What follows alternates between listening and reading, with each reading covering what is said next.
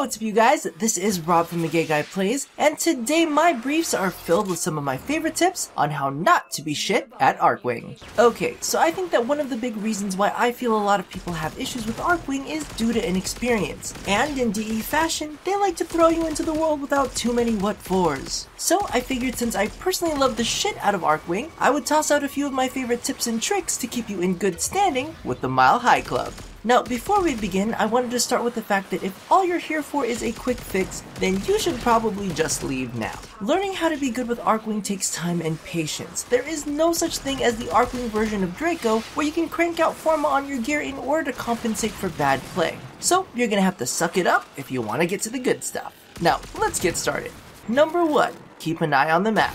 Now, while this may sound pretty basic, map awareness is always important, especially when you're under fire. While your reticule can tell you where you're being attacked on a horizontal plane, your map can alert you to whether enemies are approaching from above or if they're coming underneath you. Just pay attention to the little red dots on the map. If they have an arrow pointing upwards, they're gonna be above you. If they've got arrows pointing downwards, look out below. And if there are no arrows, then they are approximately on the same plane. In addition, this is a great way to keep track of what points enemies are heading to when on an interception map. Number 2. In open areas, when you're in a fight, keep moving. Only pause to take a couple quick shots, unless of course you've set down some form of evasion. I have watched so many people sit at a capture point and just get slammed by missiles that they could have easily avoided had they just been dashing forwards. Due to the fact that a majority of enemies fire projectiles, it's gonna be quite hard for them to hit you while you're zipping around. Now personally, I do a lot of what I call under-dodging, where I barrel towards an enemy, bobbing and weaving, then dodging underneath and past them, quickly spinning around and shooting off on their backsides.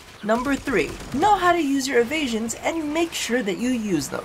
While this may not be super important for lower level missions, in large scale battles it's definitely something all pilots need to master. The Odonata has a forward facing shield that can block projectiles, and Disarray spews little space spermies that attract missiles. The Elytron is a bit more complicated to use, but literally it's like a paint it yourself snow globe for enemy missiles. Any enemy explosives that are caught within the cloud just go away like a bad one night stand. And, as we know, the Itzal is the master of evasion with its ability to blink away or simply become invisible. Number 4. Use protection when rezzing allies in a firefight. Now, this can be a little bit of a pain in the ass, and not the good kind. But, I have said it before, regardless of whether it's Archwing or just normal Warframe, the number 1 cause of deaths is due to rezzing someone who died. So, my big tip for this one is to latch onto the target that you're rezzing using whatever key you've normally bound res to, stop rezzing for a moment, and use an evade like Disarray or Penumbra to prevent any further deaths. However, if you're using Elytron, I do suggest activating Core Vent on your way in, and literally painting a bit of a globe around your fallen ally, then proceeding with your res. Number 5. Learn your weapons. This is probably the most major one for me. As with most Warframe scaling, the damage from your abilities just aren't as effective in late game as when you start out. And if you rely heavily on them to deal damage, then frankly, you're gonna have some problems. In addition, you're gonna want to match your weapons to your Archwing, as some pairings synergize quite well and can make your gameplay feel a ton better. In my personal experience, the Odonata works quite well with mid and short range weapons, while the Elytron is fantastic with longer range weapons. As for the Itzal, you can pretty much use whatever you want since it's more utility based, and its playstyle is heavily dictated by the player.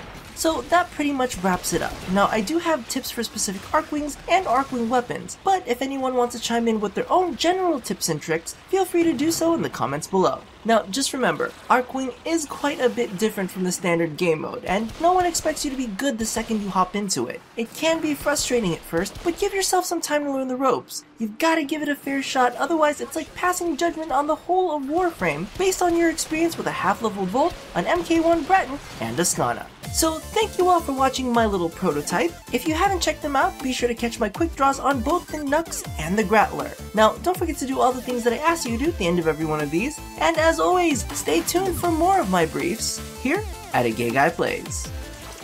Sure, you could say that I'm a stereotypical gay guy, but I'm not quite sure how my sniping skills fit into that box. Fucker.